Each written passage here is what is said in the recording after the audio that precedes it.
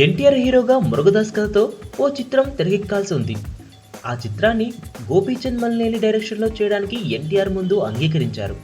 అయితే కథ సిద్ధమయ్యాక అంతటి హెవీ సబ్జెక్ట్ని గోపీచంద్ డీల్ చేయగలడా లేదా అనే అనుమానం రావడంతో ఎన్టీఆర్ ఆలోచనలో పడ్డాడు.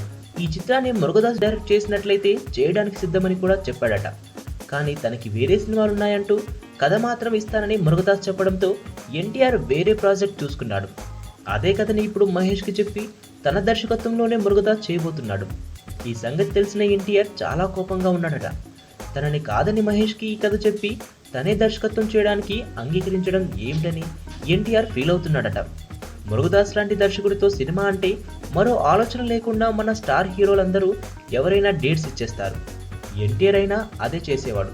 కానీ తనకైతే కథ మాత్రమే ఇస్తానని మహేష్తో అనేసరికి డైరెక్షన్కి రెడీ అయ్యాడని ఎన్టీఆర్ సన్నిహితుల వద్ద బగ్గుమంటున్నాడట. మరి ఎన్టీఆర్ చిత్రానికి ఎందుకు డైరెక్షన్ చేయనన్నాడో, మహేష్ ఇలాంటి డీల్ మాట్లాడుకున్నాడో కానీ యంగ్ టైగర్ మాత్రం మురుగదాస్ అంటే ఫైర్ అయిపోతున్నాడట.